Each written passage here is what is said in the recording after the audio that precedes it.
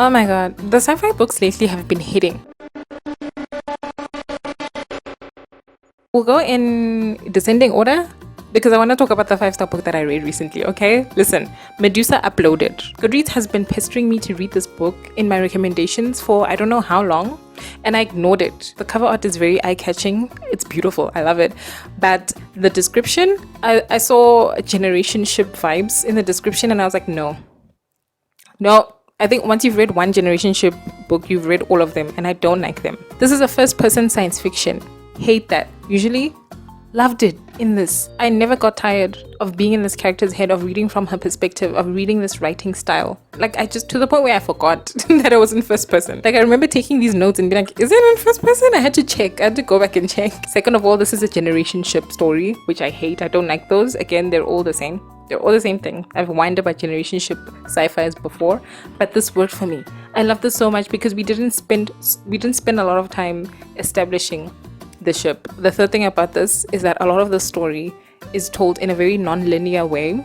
Like, I also generally don't like that. I find that gimmicky. There's a lot of like flashbacks and flash forwarding, you know, you never really truly feel like there's a now. It's hard to tell in this book sometimes like where you are in the line. And usually I don't like this, but I loved it in this. This made it so fast-paced and frenetic, and like honestly this book was making me anxious. Like, when I'm reading, it's my relaxation time, you know, but I was anxious reading this book to the point where I couldn't I couldn't read it for too long. I had to put it down. So this book was doing 3 things that I usually don't like in books, and I loved them in this book. But this book also had 3 things that I usually love in books, and I love those things too. Okay, look, the first thing the first thing is a protagonist is competent but not infallible. I love that. It alleviated some of my anxiety, but like even then, not really. But oh my god, I love it. I love being in the hands of a protagonist who knows what they're doing most of the time. The second thing I love that this book had is people plotting a revolution against 1%ers. Oh my god. There's nothing I hate more than billionaires, and there's nothing I love more than seeing billionaires fail. Then the third thing that I love that this had is that this is such a weird book. This book is so weird. Even now, some things I don't know. I don't know what's going on. I have no idea. But the robots are also weird. Like this it's so weird. This world is weird, and like the things that are happening and the why they're happening, especially towards the end, I was like, huh? What's going on? This Medusa Uploaded is a very plot-focused book, which I love, despite this being written in first person and us being in our main character's head the whole time. I think that's why I didn't get tired, and I appreciate that. That's me. I'm a plot girl. I love a good plot, you know? I love some weird things happening in space. But you do get some insight into her character. And like the other thing I don't like about generation ships, and the thing that I don't like about first-person narratives, is the claustrophobia. Because first person, you're trapping me inside someone's head. You are limiting my view of the world and the universe to this person's eyes. Second of all, generation ship thing, trapped in this ship. Oh my god, the idea of, oh my god.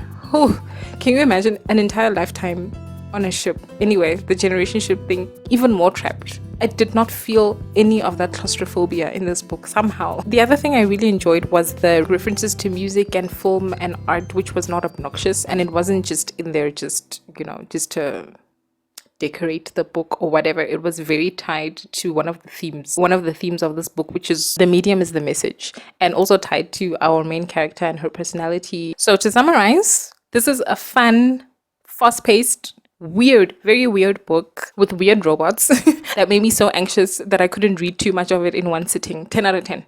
10 out of 10. 100 out of 100. So good. Oh my god. Then this one is a 4.5 star. Right? Again, we're going into descending order, and this one was Providence. This was so close to being a 5-star. It was so close. This is like Starship Troopers, the film, not the book. I've never read the book. I don't like reading books from the golden age of sci-fi. They're usually terrible anyway, but I like media that's based on those books, and the film is great. The film is so good. This is like that. You know, they're both about the military industrial complex and the war machine, you know, and the tools it uses to keep itself going and why it even exists in the first place. Capitalism. It's always capitalism. But where Starship Troopers is like heightened, exaggerated satire, like RoboCop, like the movie RoboCop, this one was more earnest. That's what I got out of this book. But that interpretation was like falling apart in the last third of this book. It was like, I was like, I don't think this holds water. I think the military-industrial complex thing, I think it was just one of the themes. Or maybe I just had Starship Troopers on the brain because they're so similar narratively initially. So maybe that's why. Towards the end, I was like, I'm missing something. I'm missing something here. The premise, great, amazing, 10 out of 10. Basically, Starship Troopers. People are fighting a war in space, but like not here. As we human beings are going on these like AI ships in groups of 4 to go off and fight a war in space against an alien. Like it's not like they're invading. It's not like they're here. We are going we are going over there to fight a war in space. And the whole time you're reading, you're like, oh my god, why? Why? The story itself was so good. It was so creative and engaging and like unpredictable. Like we went places, especially in the last third, we went places where I was like,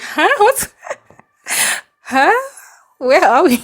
What's going on? Like I was like, how did we end up here? This is great. I love this, but like what is going on? The characters were also really good, and there was like one character that I was actively rooting against. I was like, oh my god, please aliens, obliterate this man, destroy this man, please, I'm begging you. Oh my god, hated him. We get like a lot of like character stuff in this, because the whole time, I was asking myself, who would go on this mission? Like, what type of person? And the book answers that question. The thing that this has in common with the Medusa Uploaded is you would classify this as like military sci-fi or space opera, and those are both subgenres that I hate. I don't like, but I loved this, right? This subverted those genre conventions and expectations. I also think that this would make a great movie. Also, the first chapter of this book is in second person, but it's only the first chapter. It's just like the introduction to the story. Oh, so good.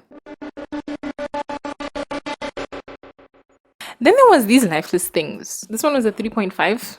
A good 7 out of 10 book. The thing with this book, and why I didn't really like love it, is because I like my weirdness to be like actually weird and not just vague, not just ambiguity, right? And this had some weird elements to it. This is like an alien invasion story, but not really. Totally, it reminded me of a book that I didn't finish, These Prisoning Hills, which I'll talk about. I think I'll just talk about that here.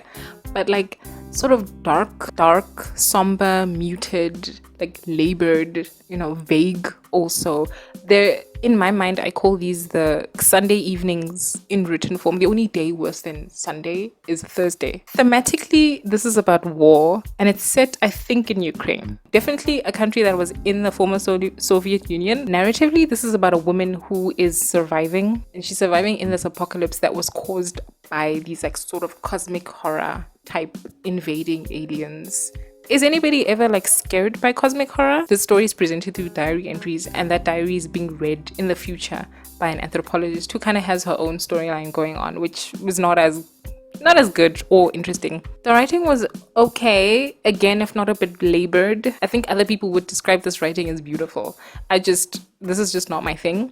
I did also skip over a lot of the like more monologue-y bits. But anyway, speaking of these prisoning hills, first of all, the cover art. Oh my god.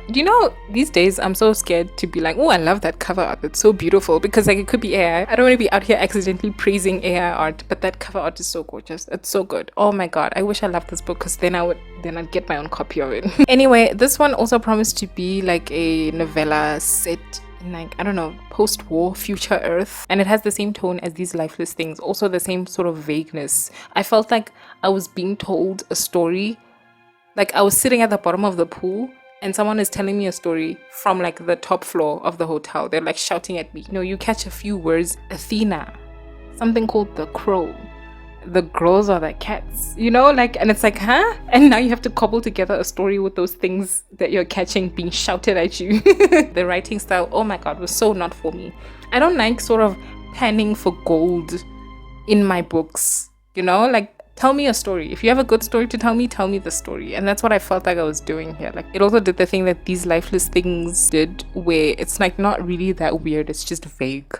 Also, not a fan of that. And what I mean by that is, like, if someone showed you a Picasso, you would be able to accurately describe the things that you were seeing in the painting, right? Like, I can picture it, but it's weird because it's odd, it's surreal. This was also a novella, so I feel like this could have done with less droning on about the vague world building stuff and like military ranks and stuff with like weird names. Oh my god, it could have done with more focus on the plot, which I don't even know what it was. I don't know what the plot is. It's one of those, a woman is called to do one last job. I don't know what the job was. I have no idea. And then the last book I want to talk about, gave this one 3 stars, and this one is Cuckoo's Egg. This one also has absolutely astonishing cover art, just gorgeous, beautiful. As the cover art suggests, this is a book about an alien raising a human child, but this raising of this human child happens on the alien planet itself. So in this case, the human is the alien, and this child is raised in a very oddly martial way. But yeah, that setup is a very CJ Cherryh setup, like, you know. Legend of the game, CJ Cherryh. She's like underrated as a sci-fi author, I think. I don't know what I'm basing that on. I just think she's underrated. Anyway, so they named this child Thorn, and his guardian / martial arts instructor, mostly martial arts instructor, is called Dan. You will see the name Dan so many times in this book. Oh my god. Dan. Most of this book was quite dull to me, you know, despite that interesting setup, the premise. But because of like all of the martial games that they do, all of the martial instructions, there are so many scenes of them fighting or whatever.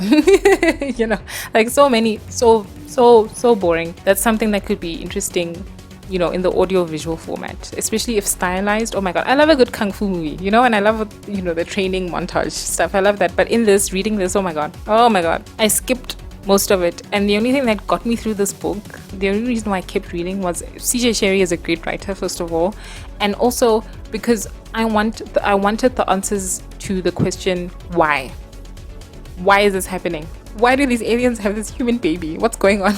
You know, what's happening? Why are they not telling Thorn sooner who and what he is? It's just why is this a thing? Thorn, the human, throughout this book struggles so much with being different.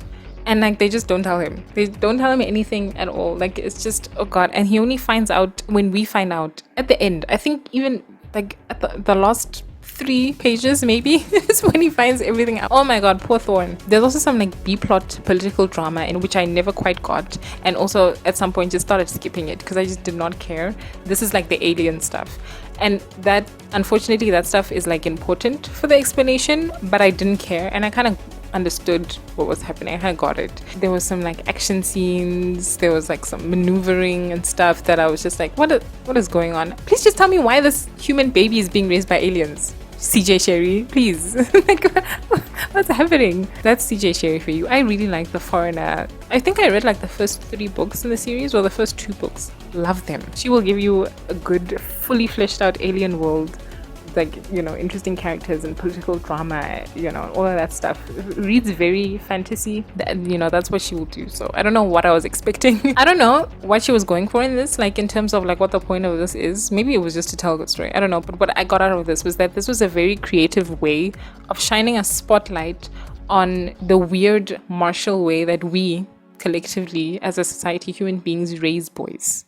And then we act shocked when they grow up and they're sociopaths. The other thing that I think that this was actually about is indoctrination. Like Thorn, have I been calling him Finn? I don't know. Thorn, throughout the book, because he was raised in isolation with this man, with this one alien who was like a martial artist instructor. He was raised in that very martial way. So he struggles throughout the book, not just with being like different and not being given an explanation, but also because of the way he was raised. And this is the indoctrination part as well. Like, you see him interact with other people and you see him get new information and try and integrate kind of into society, and it's such a struggle. I think if Thorn, I have been calling him Finn, haven't I? I think if Thorn were to try and have like a normal human relationship with other aliens, he would struggle. There's so much he would need to unlearn and learn. Like, and you see that also in the end, like he only trusts and relaxes around a certain type of alien. I think it was about indoctrination and cults and stuff. Otherwise, this was like pretty interesting. It's just a good setup. So good. And that cover art. Whoa. But I do wish I had just, read the first few chapters and then skipped to the end to find out the answers, because ultimately it wasn't worth it. Do you see like how interesting these sci-fi books have been? Oh my god. It's just so good. I hope this keeps going. Bye.